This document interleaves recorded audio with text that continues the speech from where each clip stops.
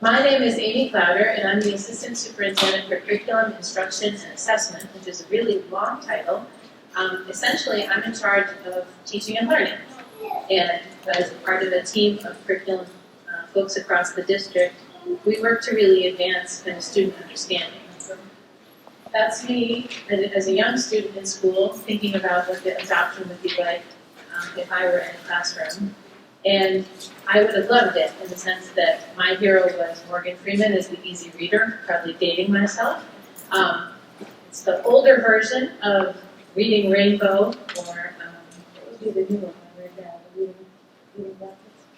one? But essentially, I feel really strongly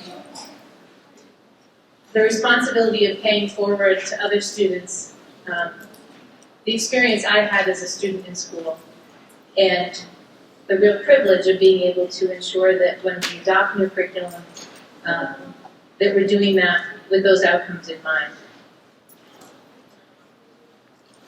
Although it's been a long time since I've been in the classroom, I do have young kids in my life, and these are I'm auntie to these two. And they get on the bus and off the bus and tell me all the time about their experience at school. And they remind me of the varied experiences students have, because you can see Mackenzie on the left, she's an older, going into 3rd grade, avid reader, and Ronan, starting kindergarten this year, not as enthusiastic. School will play a role in getting him to really engage with reading text. He likes to know about things, but he doesn't necessarily like to know about them from reading a book. And that dynamic plays out in our classrooms too. We have a whole range of diverse learners, so when we're thinking about curriculum, we're always thinking about the needs of all of that diversity. And in a sense, we're all here today because you also represent the children in your lives. And I know the challenge as a parent it is to instill in the value of school and to help kids when they get to bumps in the road in their learning journey. So thank you for coming to be part of that partnership, because in Shrewsbury we really value that. And I'm joined tonight by Kristen Osborne. Do you want to introduce yourself? I'm Kristen Osborne, and I'm the literacy consultant that's working with the district. So part of my role is providing some professional learning and supporting the implementation of the new curriculum. And along with Amy, I've also tried to instill the learning and love of reading to my 4 children who have very diverse learning needs. So really supporting students on their journey of reading is really our goal with supporting students in this background.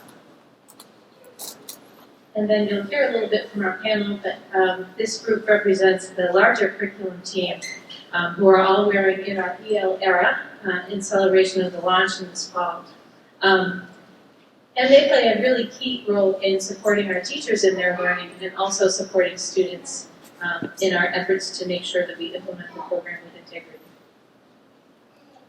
So tonight we're going to have a brief overview, talking a little bit about what's new in literacy as a field, what's new about the curriculum adoption, what remains the same, and then I'll open it up for a panel discussion, and I'll introduce you to our curriculum team and invite some reflections from their perspective and field some questions. And then, as you can see behind me, we have a lot of browsing opportunities here. I want to get the materials in your hands so that you can see what kinds of things students will be reading soon. So, your turn right now. One of the things that's really impactful about this program is that it asks kids to actively reflect on and share their learning throughout a lesson. So one of the ways it does that is with these protocols. And a protocol that we like to use, and we're going to model you today, is elbow buddies. So find somebody who's kind of close to you, like your elbows. If you've got somebody that you know, that's fine. But if you want to make a new friend, this is a friendly group. And I want you to look together at the entry ticket. I'm going to ask you to kind of look at the vision statement. What do you notice about the vision? And you're just going to share your thought with your buddy. We're going to try to do that in 3 minutes. So stand up and stretch, find somebody that you can connect with, and share something that you noticed about the literacy vision.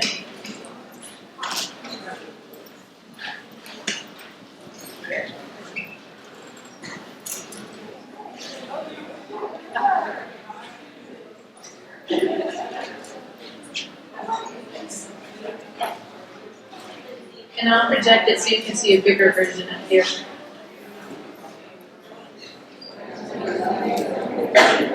Okay, that was 3 minutes.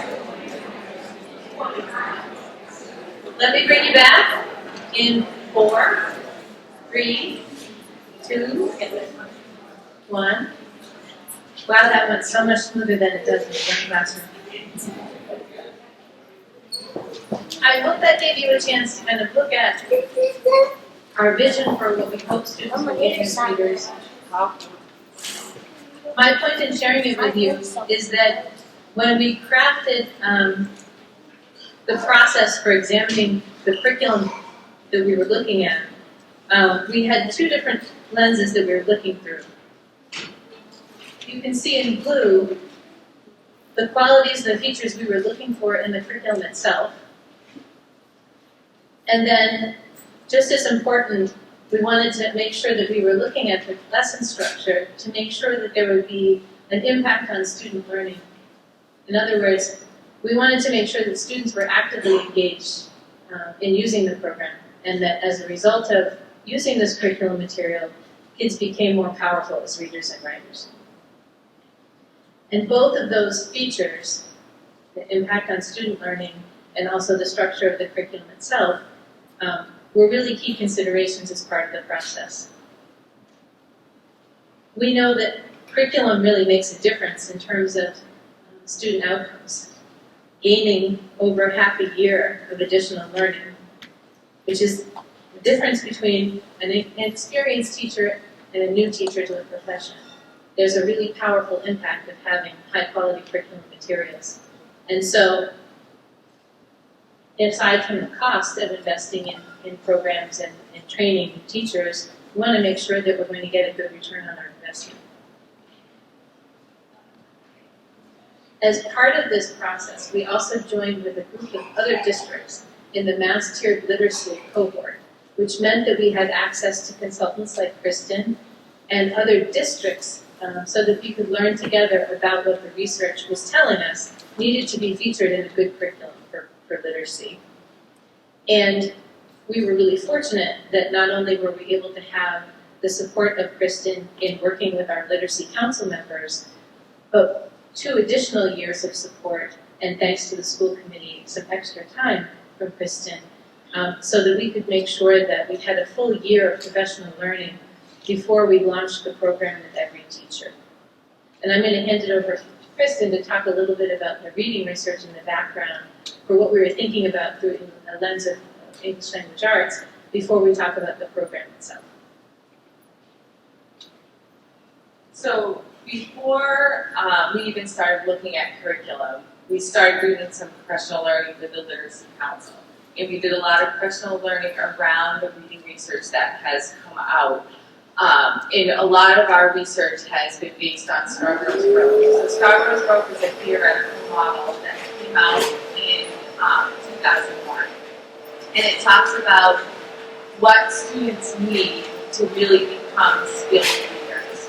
So you can see there's kind of 2 components of the book. There's a bottom part, which is word recognition. That's where students are learning how to sound out words, how to blend words together, and how to spell words, and also sight recognition. So one thing in Shrewsbury is we had a word recognition component in place for students in grades K through 2. So that was something we needed to shore up within other grade levels. The other piece that we were doing some professional learning around was the language comprehension side of the road. So this is where we needed to build understanding around when students are able to read text or listen to text, how are they able to really comprehend and understand what's going on in the text? So students need to have understanding around background knowledge, vocabulary knowledge, language structures, that's really the syntax and semantics about how sentences are made up, verbal reasoning, and literacy knowledge. So we did professional learning with the Literacy Council on Scarborough's Road before we even started looking at curriculum. And then last year we did the same professional learning to understand what good readers need to all staff within the district. So as we know, research kind of changes and moves, so we have to stay on top of research. So what has come out very recently is very similar to Star Wars Road, but it's called the active view of reading. This is where students, the main part that's different is really getting students to self-regulate as they're reading text. So we don't want students to just be reading words, we want them to be reading and thinking about what they're actually reading. So with the EL curriculum, there's a lot of this self-regulation that is actually built into the curriculum, where teachers are working with students and asking them questions to monitor and think about what they're reading, having them discuss with partners about what they're reading, and really learning about how to self-regulate going through a text and really digging into that deeper learning. Another piece around self-regulation is that motivation and engagement. So we talked about engaging all learners with reading really high quality text and getting interested in reading. So with the active self-regulation, we're getting students to really understand the process of reading and understanding text. So when we think about that self-regulation, you can kind of see this cyclical cycle that they go through when they're working on any type of reading and writing tasks. So when we think about the EL curriculum, students are always they're always given the learning target, so they understand their goal of what they're working towards. So when they have that goal in mind and they're working on their reading and writing task, they're able to plan better through that comprehension or that writing piece that they're working on. As they're working, they're able to monitor and adjust any misunderstandings or any support that they need because they're able to bring back to that goal that they're working on. And then let's think about what makes a good curriculum. Again, this was another piece that we really worked with when we were thinking about what curriculum would work for this district. So we want all students to be able to learn and be successful. We want the curriculum to to hold high expectations to all students, to be aligned with our state standards, as well as be rigorous for all students. We want students to be engaged in what they're learning. So whatever topic they're learning about, we want them to be engaged and motivated to learn more. And we want to provide students with multiple learning experiences and have the flexibility to meet the diverse learners that are in front of us in our classrooms. And then when we think about teaching and learning, we can kind of put it towards thinking about construction. So if we think about construction, without tools, a truly skilled builder would likely be able to build a house, but without a builder, a house simply wouldn't be built.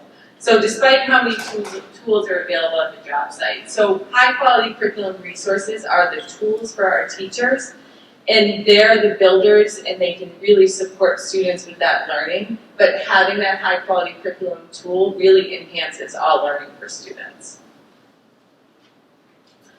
And then finally, as we were looking through curriculums, we were thinking through that culturally responsive lens. And it really thinks about how materials center students' culture and identities and diversity among the texts that are being read or the authors that have written the text, or how students are kind of looking through that window and mirrors. Are they seeing themselves in text? Are they learning about others throughout the text as well? So that was another piece that we looked at as we were looking through the curriculums.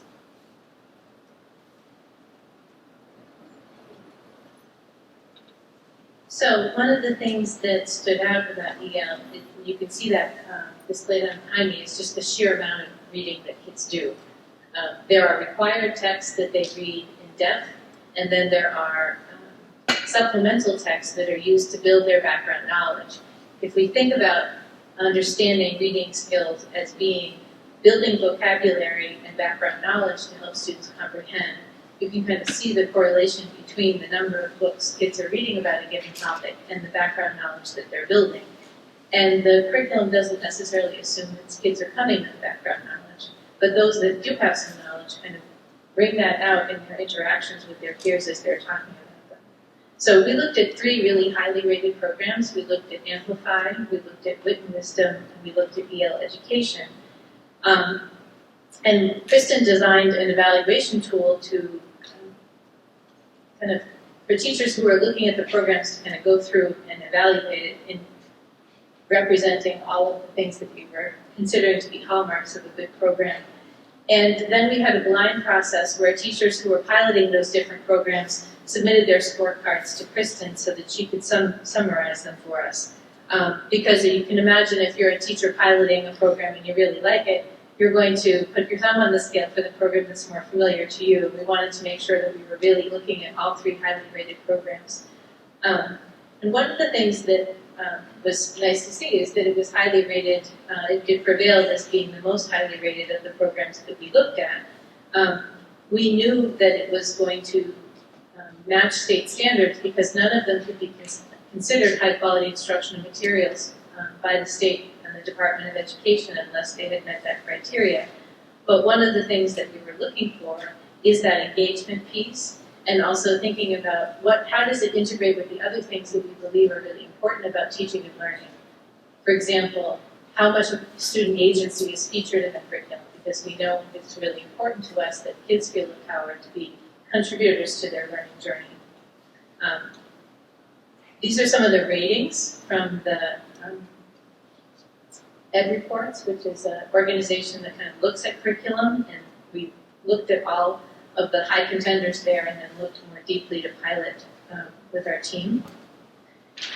And then one of the things that really appealed to us about EL is that the logic of the design, going from lesson to unit to module, is consistent across the grades. So kids are asked to read deeply, they're asked to write, and then they're asked to integrate reading and writing in service of a performance task. You see that skill build over time, and you can see the connection between one grade and another. That wasn't evident in all the programs we looked at. There's also a real commitment to student agency. So you'll notice that there are anchor charts in an EL classroom that ask us to think about what does it mean to be ethical people, what does it mean to be strategic readers, and you can see in our display up here for grade 3, for example, they have to think about what are some reading challenges that they face, what are some strategies they have for overcoming those challenges, and then commit to putting that on the bookmark so that every book they read thereafter, they're reminded of their goal setting and their challenges. There's also scaffolding built into the program, and again, the scaffold is a temporary structure that we use. Just like we are repairing the face of a building, we have a temporary ladder up there. A scaffold is a structure that gives kids entry into the curriculum if they don't yet know how to read at grade level. And then as kids master new routines and new understanding, you remove that structure, and so you can see that gradual release of responsibility in the curriculum. And finally, you can see in the EL curriculum a lot of effort and opportunity for students to be able to talk out loud with each other, both to grow their own understanding, to defend their point of view, but also because we can see in the research that being able to rehearse something out loud makes for a better precision when students are writing. And so we saw more students in the implementation classrooms last year that felt confident in their writing and felt eager to contribute because of those structures. And we've certainly, as we launch whole grade this year, we're paying attention to see how that pans out. But in general, the total participation techniques, like the one that you had with your elbow partner, serve to connect kids and connect ideas as well. So kids are also doing a ton of reading. So you can see, like, here's an example of the grade 3 modules, which starts with overcoming learning challenges near and far. And then right now they're in the middle of a unit about freaky frogs. Is there anybody here from grade 3? Okay, so I bet you're hearing all sorts of frog facts at home. And then exploring literary classics. So there's a real emphasis on both literature and also nonfiction. And that balance was something that we valued before we went through this curriculum process and something we're looking to maintain. I'm just going to give you an overview of what's happening right now in Module 2. So if you're kindergarten, you're looking at weather wonders, learning through science and story, and you can get a sense about, here are the texts that they use to build their understanding of the weather, and then this is an assessment where the writing says, use these words to create a fact about weather. Rainbows are made of sunlight and water droplets. Their challenge is then to write a weather story with a character affected by the weather. So you can see students learn about it, they write about it, and then they apply that in thinking about, so what does that mean? Why would we learn about weather? Well, we learn about it because we have to be thinking about it if we're going to go outside. Okay? Grade 1 is looking at what's up in the sky. So they've been reading a lot about the sun and the moon and reflecting about what are they learning about. This is a poem that they write about the sun and the moon. But they're certainly doing an awful lot of scientific research too. And if you've got somebody in first grade, you probably have heard a few songs about the sun and the moon and the sky. Second grade is right now learning about fossils. And again, you can see the combination of research and then hands-on activities. This is a field exhibit of a dinosaur made out of, looks like paper towel tubes. But they're getting the sense about what paleontologists do and what that means and the value of research, as well as learning about some famous paleontologists in the field. Grade 3 is thinking about the Freaky Frog unit right now, with frog adaptations, and so they make a trading card on one frog, and they play a game similar to Pokemon by trading cards with each other, and then ultimately that becomes a book that they've crafted. And the quality of student work and the consistent feedback about high-quality student work is something that really stands out as a feature at Yale. In fourth grade, they're learning about animal defense mechanisms. And as you can see from the samples that I'm putting on the slides, the writing the kids do gets to be longer. Their experience of the painted essay in the first module then becomes something that is expected to guide their writing from thereafter. Fifth grade is launching biodiversity in the rainforest. And you can see they integrate both handwritten tasks, sorry about that, and also kind of digital resources to think about how they can both learn about biodiversity, but also how can they teach others. And so you see this application of learning as being a consistent strand. And grade 6 is critical problems and design solutions. They read the novel of Wood and Harness the Wind, which is based on a true story. So you can see the TED Talk given by the author of that story. And then they think about design challenges and how to solve some of the problems that are facing us today in a way that's similar to how this real-life example of using wind power to start powering phones came out of that unit. So we're going to try an EL protocol. This one's a little bit more involved, and you're going to have to get up again because you've been sitting too long. This is called back-to-back and face-to-face. So you can see from the projector, you start off, you're going to be back-to-back, and we have a question to think about. And your back-to-back is your processing. We know that the hour of having think time before we share and how important that is in developing our understanding. So our question is, what's the most important thing you've heard so far about the EL curriculum? And then when you're ready, you're going to do this. Signal that you've got enough to share. And then on my signal, everybody's going to turn around. I'll be looking for your thumbs, and you're going to share with your heart. Everybody got that? Thumbs up if you understand how it works. Okay, on your feet, let's go. So what's the most important thing you've heard so far? Back to back, front to front. Thumbs up when you've got a thought to share, and that's how we'll know everybody can turn around.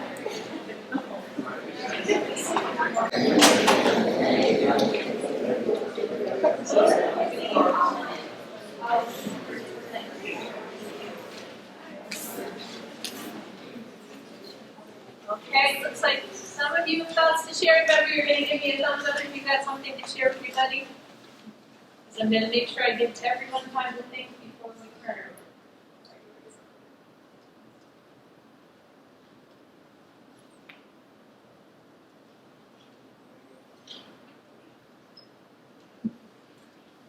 Again, this is part of helping kids realize that sometimes that pause to solidify their thinking is really powerful. And they can learn to ask for more think time if they need it. Okay, so now you're going to turn and face your partner and share. Both of you share. What is the most important thing to you so far?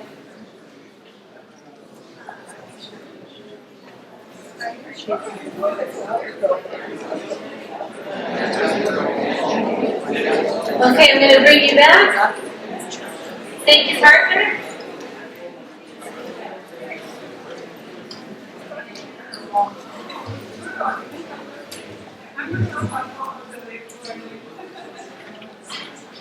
So one of the things that's powerful about those protocols is it gets every single student up and talking.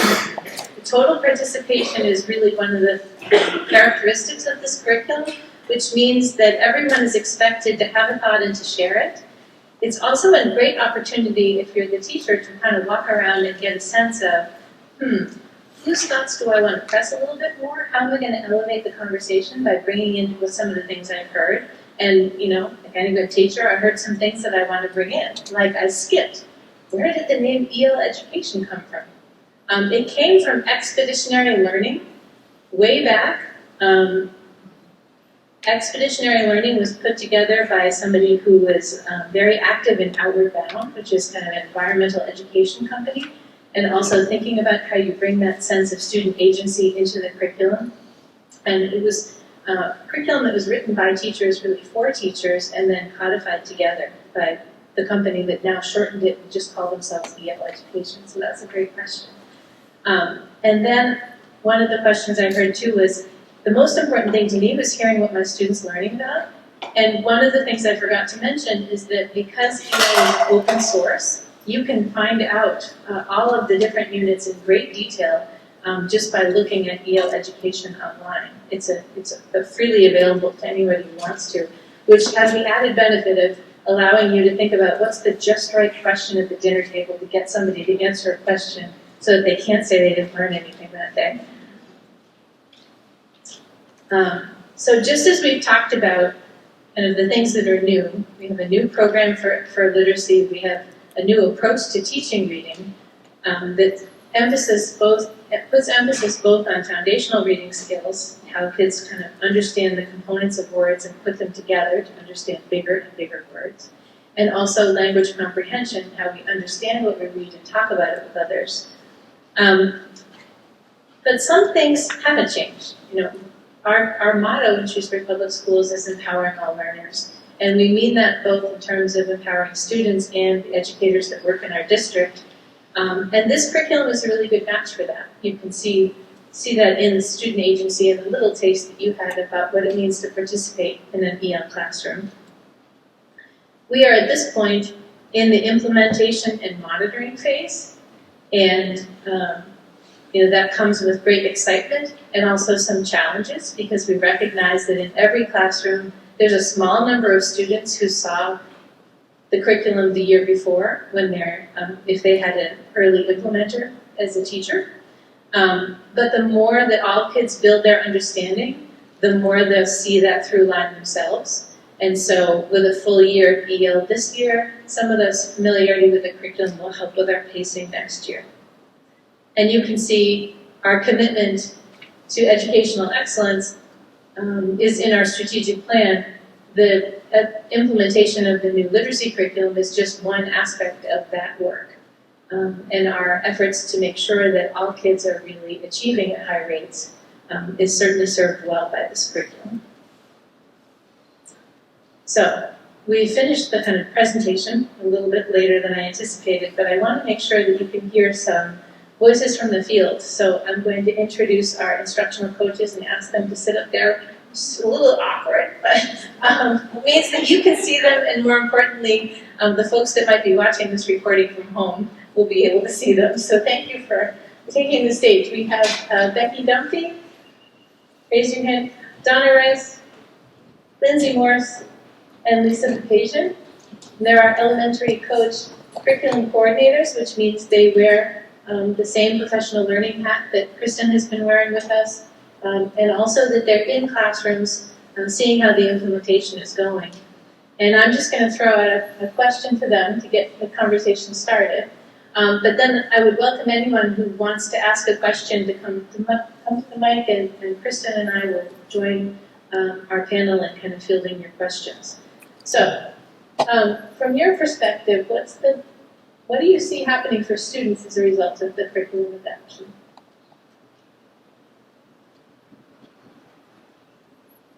I can speak that Hello.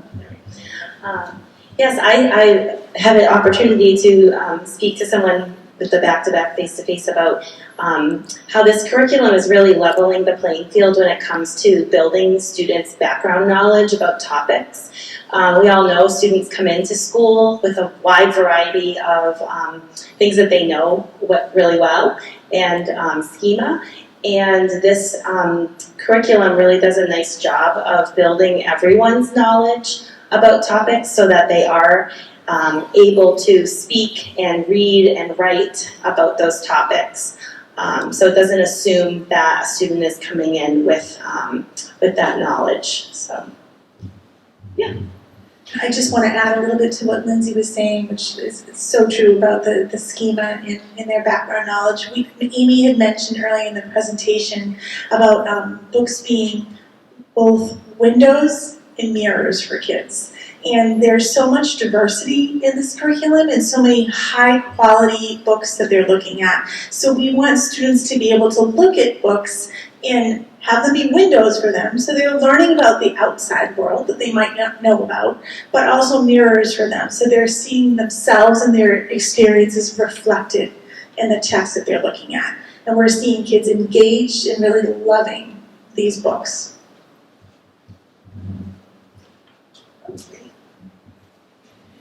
Just building off of the engagement part, the performance tasks that students do at the end of each module, I've seen just excitement from students. Amy's going to showcase one from Floral Street School that is from the first grade module. They brainstorm different tools that might be needed in their classroom, and one classroom they work in small groups to build these projects that are needed. So one team made a stuffy box. There's another caddy, they labeled the caddies. I've also seen paper supply, organization materials. So I just love the engagement and giving them a purpose to also then share their learning with others is really a great part of the program. Talk a little bit about the writing opportunities that kids get. We are seeing far more writing opportunities that kids get daily linked to their reading, right? So in the past, we may have asked them to write a story about something that happened in their lives or something they know a lot about. And now, all kids are actively reading. They are actively taking notes. As young as first grade, we are taking notes about what we're learning. We are turning those notes into sentences, into stories, into paragraphs, into poetry. So the opportunity to write has really, really increased. And as we look at that beautiful stuffy box down there that everyone should have, those kids, not only did those first graders create that stuffy box collaboratively, but they also wrote an entire informative piece about tools that they used to create that box, as well as what habits of character they had to show when they collaborated with the group to make that box. So the opportunities for writing has been very exciting.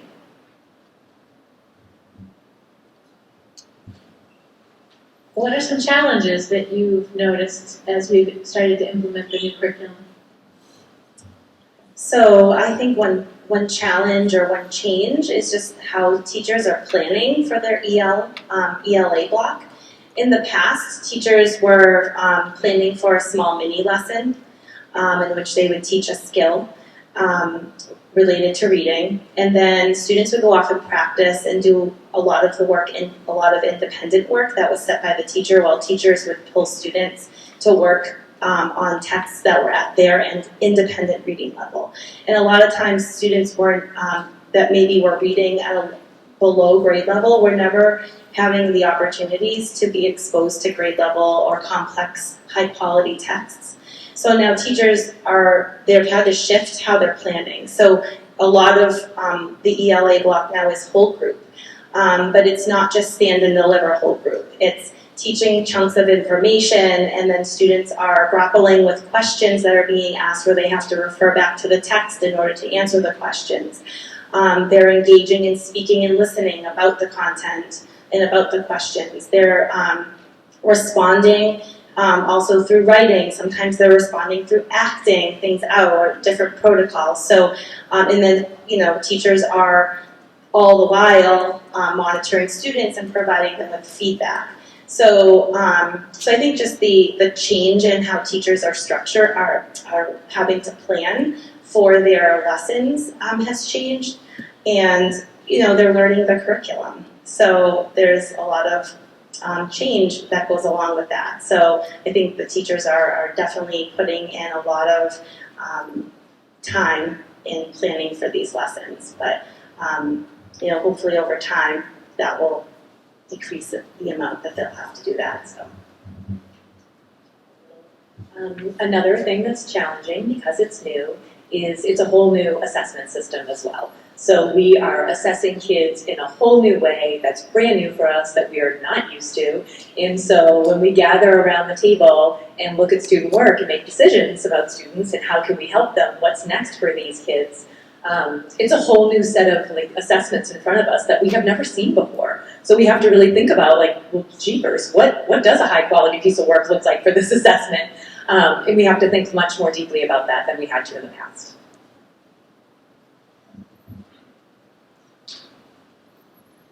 So one of the things that you'll see on some of our tables up here are some examples of student work, and we're in the process of kind of collecting what we think is kind of an at grade level sample of student work, and then something that would be above that in order to kind of grade and make sure that we're more consistent in our grading practices. We do have some guidance about that. EL gives us some exemplars, but it's really nice when we can have our homegrown exemplars. And so we have that for some of our implementer classrooms, but we're really looking to have many more samples as we go forward. What questions do you have for our panel? I don't want to hog the whole agenda. So there's a live mic there, if anyone has a question, or you're a small enough group that you could also, if you're really loud and proud, you can shout it out from the back. Yes?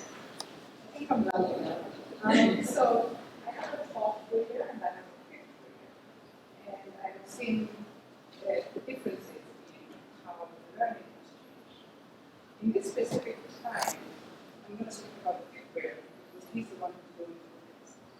When I first met with his teacher in September, he had noticed that there was a huge shift in how the curriculum changed. But we hadn't had that conversation. Because when I had a one-to-one meeting there, the curriculum has changed. My son's an avid reader, and this transition has been quite a learning. How are you going to be helpful to these students who have already come up with an ability to understand in a certain way, shifting that mindset into deeper, deeper understanding, knowing what subtle meaning, and also moving forward and lifting them up and really understanding for the text. So I think that the answer to your question, which is how are you going to help a student who in 5th grade is going through this transition without the benefit of having the curriculum in the lower grades, right, Dr. Gist? I think part of it is we know that we've needed to go back and kind of shore up some understandings that they may have gained from previous grades. And so that's affecting a little bit of our pacing. But one of the things that's nice about the program is that there are some things that we could anticipate and do ahead. So we asked last year's teachers to kind of preview some of the total participation techniques, some of the things that are built into the program so that kids would come knowing some of them. They wouldn't know the text, but we have structures in place to kind of organize kids around their reading and themes. I think that the books themselves have changed, but the culture of reading is not different. I think one of the things for 5th graders is that when Kristen was talking about the foundational part of the rope, where kids understand how to break words into syllables and how to attack multisyllabic words, we had a K-1-2 program we needed to to shore up 3 and 4 and add to 5. So 5th grade teachers are seeing the standards for teaching foundational reading skills because we noticed that we had very skillful readers in the sense that kids could read fluently, they sounded great, but some of their misunderstanding was showing up in their spelling. And so they, thankfully, with the addition of the reading specialists that were added to the middle level, we have a structure in place for intervention for individualized support. And then in terms of working with teams of teachers, teachers are collaborating to think about where they are in the curriculum, what kinds of supports they need. And we have a curriculum coordinator who wasn't able to join us tonight, but she's at the middle level who helps with that too. So there's lots of frequent time for teachers to plan and reflect on how their students are doing and how they could do better. And if you want to know more, you and I can get together later too. Yeah. So how parents we can also here by having it at home and Shrewsbury is no homework weekend. So how can we keep doing something and foster this kind of policy at home as well? Great. I think one of the things that's really exciting is that there's often ways that kids can apply their learning. And so I think if you notice there's a natural interest or your child is particularly passionate about something that they're learning about, asking them about how they might use that knowledge at home and then supporting that passion. But I think basically every teacher would be jumping up and down with joy if you made them read more at home. And one of the things that I like about the EL curriculum is that it talks about accountable independent reading. Because I think often, back to my teaching days, which was 1992, they had something called drop everything and read. Everybody was supposed to read, even the teacher. You were supposed to model good reading. And the emphasis was on how long the class could be silent while everybody was reading. And the assumption was, if they were silent, they were reading. And what I found as a teacher is that I had kids that really didn't like to read, who were just really skillful at looking like they were just reading. And I thought, if I'm reading and modeling it myself, I can't even talk to those kids and find out if they're actually reading. So I abandoned that practice. And I think as a parent at home, your role is then to see that they're reading and then ask them questions back. I think it's a small thing, and it's not every night, but I think that in itself, having kids develop more stamina for independent reading is huge. Is there anything you guys would add to that?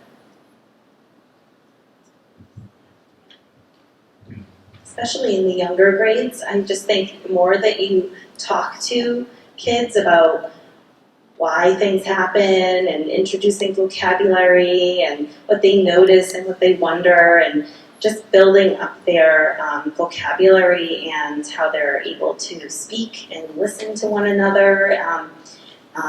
Anytime, the speaking and listening coupled with the reading is just extremely important.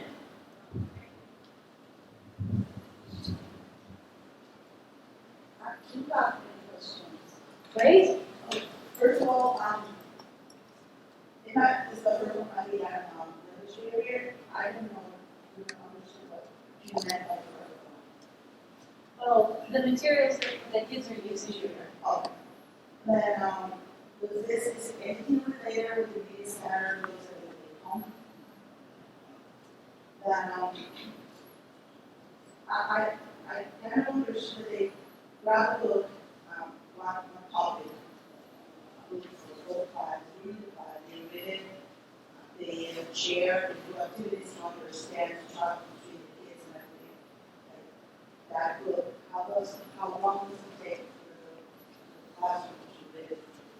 1 day, 1 class, 1 week? It depends on the grade and it depends on the book. So some books are broken into chunks and they'll read a portion of it in depth.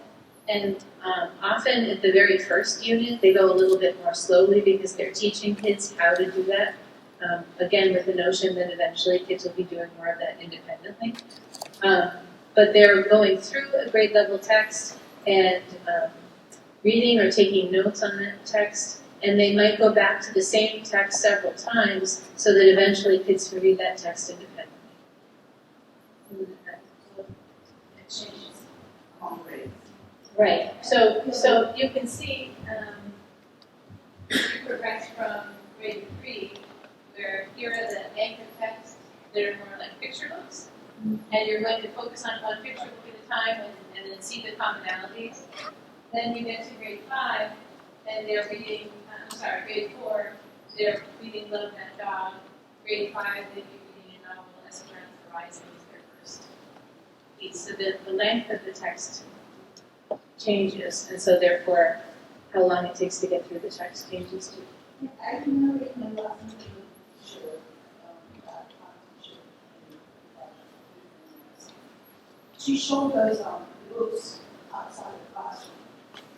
All the ones that were out there are the books for 4 years. I don't know what they put outside the classroom. So what's up here is just one module. So this isn't the whole year. This is there's 3 modules that kids will encounter this year. This is just a third of what they'll see. Does that make sense? Yeah. Yes. Sorry, I also have a few questions. So forgive me if my question is very naive. I missed the first 10 minutes. So for the first question is, this year's curriculum, is it already EL or we're going to do it next semester? No, it's already EL. Okay, sounds great. And this is the first year we do EL, I guess? This is the second year we've done EL as a district. It's the first year every student in every classroom K-6 has had it. So last year there was a team of 5 in every elementary building, but a relatively small number of EL classrooms, and now everyone is using it. Thank you. My first kid is only K right now, so this is the first curriculum we are experiencing. What is the difference between EL and our old curriculum? So this is more just talking a little bit about the old structure that we had for reading, where teachers met with kids in smaller groups, and we would figure out kind of where a kid's level was, and then they would read at that level. Most of the time, kids progress through the level, but we now know that kids progress faster as readers if everyone starts with the grade level expectation. So the biggest change is keeping the kids in a whole group longer and teaching them to be close readers with a text that's at grade level. The other big change is, and you won't experience it as change because you're starting at the very beginning, Right. is the emphasis on foundational reading. So for kindergarten, we added integrity, which just teaches kids to have awareness about the sounds that letters make. Okay. And I just want to add a little bit to that too, if I could. Another big change is previously they would read different texts on a variety of different topics. There was no really real planful way to go through the topics.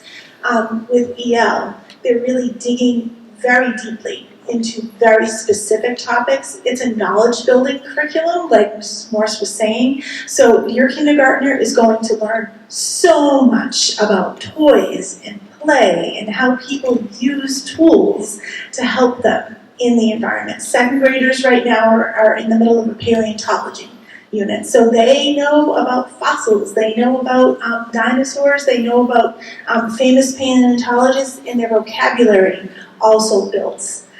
So you'll see a really deep knowledge base on a few centralized topics. And the topics build on each other also throughout the grade levels. So it's really, it's great to see students making connections from one grade level to another. For example, at the beginning of the year, in second grade, they talk about schools around the world. At the beginning of the year in third grade, they talk about learning challenges around the world.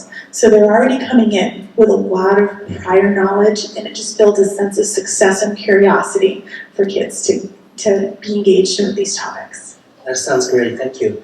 One more question. I think the other piece would be that we used to have writing separate from reading, and now in this curriculum they're integrated.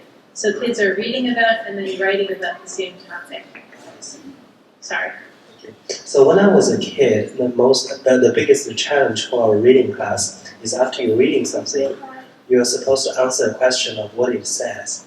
And the correct answer is very rigid. So it's hard to guess what am I supposed to say. So what is the assessment for reading and writing here in PL program? Thank you. It varies by grade, and you can see some examples up here, but I would also say that because the program is open source, you can take a deeper dive into what the assessments and the curriculum look like by just Googling EL Education Language Arts, and you can see the grade level for your child. So that's a good piece. Okay, thank you. I can add it really quickly to that, just too, because there are different ways. Kids aren't just assessed on, they might be assessed on writing in response to what they're reading, but they also might be assessed on like speaking and listening. So they might have a science talk if they're learning about a science topic, and their assessment is actually being able to like have a back and forth conversation with a group of their peers about a particular topic. For example, in first grade, they're learning about patterns in the sky. So they're going to have a science talk as their unit assessment, and they're going to go back and forth and talk about what kinds of patterns do we notice in the sky, and they're going to add to each other's conversations, and they're going to ask clarifying questions. So they're really being assessed on a variety of different things that fall within the reading domains. Yeah. Yes.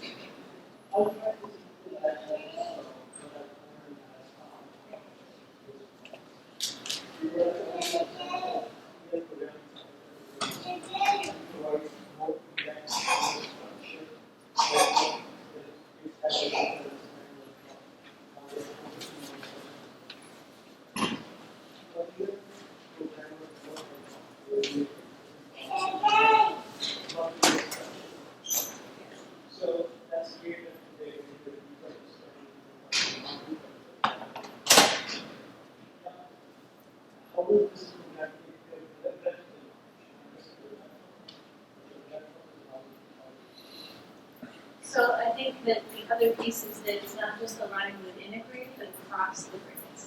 And the students are reading and writing about different topics. You can see them kind of build on one another from one grade to the other. But the breadth of the knowledge is really measured by how much of the learning standards the kids are expected to know. Each grade level, there's a lot of reading standards, writing standards, speaking and listening standards. And so when we look at a curriculum that's highly rated, or in this case, we looked at 3 highly rated curriculums, they had that rating because they closely aligned with all of the standard outcomes that Massachusetts expects kids to know and be able to do. The easiest way for you to kind of see those standards in action is to think about the FCAS test. Some of those samples of the FCAS test, those things that measure kids to think about. In line 23, when the author said this, what are they mostly talking about? Some of those things come up as exercises in the student workbooks, and again, there's some samples here for you to look at, but they also come up naturally because when kids are having science conversations or they're comparing their thoughts with somebody else, they really have to get at what's the gist of what's happening in every moment of the story, that they have to be able to find text evidence to support their thinking. So that's a strand that is kind of built across all the grades, but the degree to which kids do that heavy lifting. The text is more complicated, and the tasks that they have to engage is more complex. Also, when it comes to breadth of knowledge, yes, they're digging deep into one specific topic, but what they're doing in that topic is they're doing such a variety of tasks. So, for example, 4th grade just did some poetry presentations, but not only did they learn about poetry, they wrote poetry, they wrote about what inspired poetry, they learned nonfiction about other poets and what inspired them. So they're really engaged in a wide variety of different types of literature, different types of reading and writing on this one particular topic. And also, it's great, like learning about fossils, and they're getting this deep knowledge in specific topics. But with that deep knowledge, they're learning how to do what readers do. They're learning how to inference. They're learning how to make connections. They're learning how to pull key details from a text. So they're doing all of those reading skills that they will eventually and hopefully apply across whatever they're learning. learning, or whatever topic they're learning about or reading about. But they're doing so with that deep content knowledge to enable them to be able to do those types of things. I don't know if that makes sense. So I noticed that we're a little bit over. I want to make sure that I honor everybody's time. I'll be here for the last question. So if you still have a question, you can hang out and I will answer it. But I wanted to make sure that particularly people who dropped kids off at babysitting have a chance to kind of exit gracefully, and that you had a chance to browse on your way out. So I'm going to open up the floor for browsing, and then I will hang out over here with the panel, and if you have a question and you want to come see us, we'll be happy to answer it. Thank you again so much for coming. It's really great to see so many people here. Ms. Carter, if they have exit tickets, if you want to leave feedback, you can just leave it here at the back. That would be Thank you great. so much, Dr. Sawyer, for that reminder. Yes, please give us feedback on this presentation, and you can just leave them at the back.